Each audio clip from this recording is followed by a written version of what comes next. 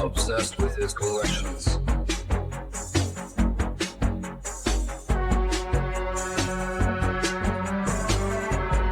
Hello and welcome along to Mondo Chelloveck Movies. My name is John, and this video is going to be a review of 1986's Knife Under the Throat and also 1977's Madame Claude. So first up is 1986's Knife Under the Throat. This is a giallo, and it is a French giallo. You don't get many of those. So the story of this film is there's a model who has a vivid imagination.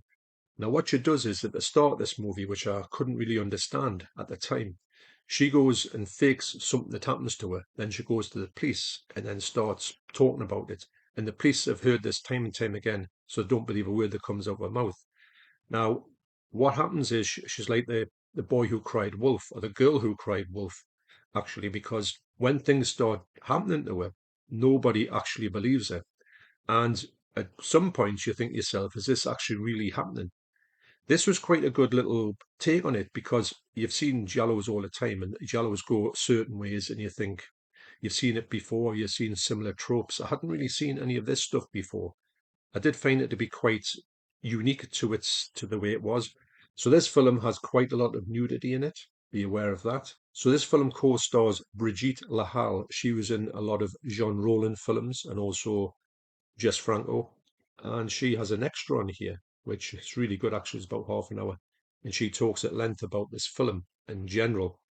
And she paints quite a really strange picture. Mostly when you see people when they get interviewed about films, have got like glowing reports about their time on it. But she paints it, she tells it like it is, and it's a really good extra because she actually says what most people wouldn't say about her co-stars and actually the director and stuff like that. I found it really good actually. It's so weird in a way to hear about these giallos for the first time. Now, when I say in a way, it's because there is a massive amount of giallos. And just when you think you've heard about all of them, there's 20, 30, 40 more that you've never heard of. And I love it when these things come out because I will always go and check out a giallo, as you know, because 99% of the time you have a great time with them. And I do find it, I really do enjoy trying to think who is the killer? Is there a killer? Is the killer I think the killer? That's the best thing about a giallo. And this one doesn't feel on that one. This is the Blu-ray and DVD combo. The Blu-ray is locked to region B and the DVD is locked to region 2. This film is from the 80s, and I think the 80s giallo is very different from the 70s giallo. 70s giallo is a bit more stylish, and I do think that the 80s giallo seems to be more about clothes and more about fashion things. I think it kind of when the MTV thing came out, and they always feel a bit like an MTV video in some scenes. I don't know why that is. It's just the way I kind of pick it up. But I really enjoyed this. So you've heard of the Italian collection, you've heard of the slasher collection. This is now the French collection. This is number 2. The first one was called I Am an Infomaniac.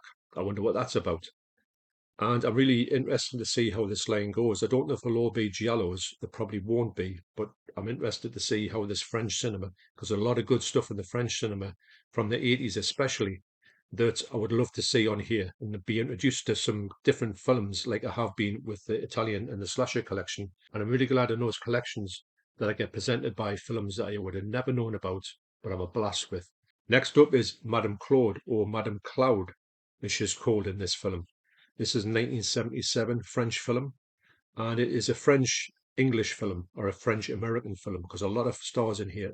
It has got a lot of stars, and everyone speaks English in this film. It's got no dubbing at all. Now the Emmanuel films, and there's plenty of them, seem to have Emmanuel as this jet setter who goes off in a search of adventures. But this one here, actually, that's what I thought this was going to be like, but I was quite surprised to find out that this is an actual real story.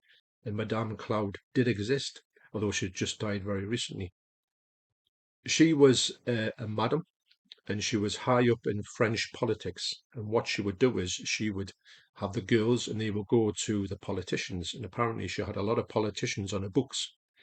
And this leads to this story, which is a bit fabricated. It's about the fact of her being kind of wanted by some people to do with like an international CIA, all that were kind of invested in her and what she was up to.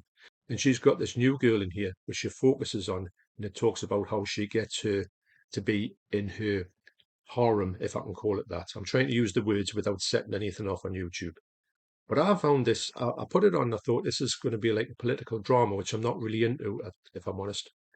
But after about 10 or 15 minutes, I thought, no, this is quite interesting. Once I found out that it was a real story as well, it does have something very loosely to do with the plane Concorde.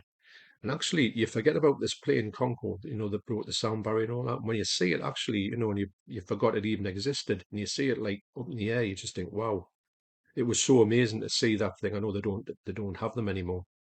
But yeah, that was quite a bit of a throwback because when I used to do little Airfix models, my first one I got that I really enjoyed was Concorde. It was hard to make mine, but it was great when it was done. So the picture quality on here is absolutely brilliant. You've got the double skin slipcover as well, so it's got everything going for it. I thought this was a really good watch. I was surprised at how much I enjoyed it. I think I enjoyed it more because I knew it was a real story. And also, I was dead surprised to find out that there's about 3 or 4 stories made about this real life person, Madame Claude. And also, this one, I'm really interested to see how the French collection goes, because if it's anything like the other 2 collections, it'll be great. So, these been released by 88, and I'll leave a link down to their website down below if you want to go and check them out. So, thanks for watching. You take care, and I'll see you in the next video. Cheers.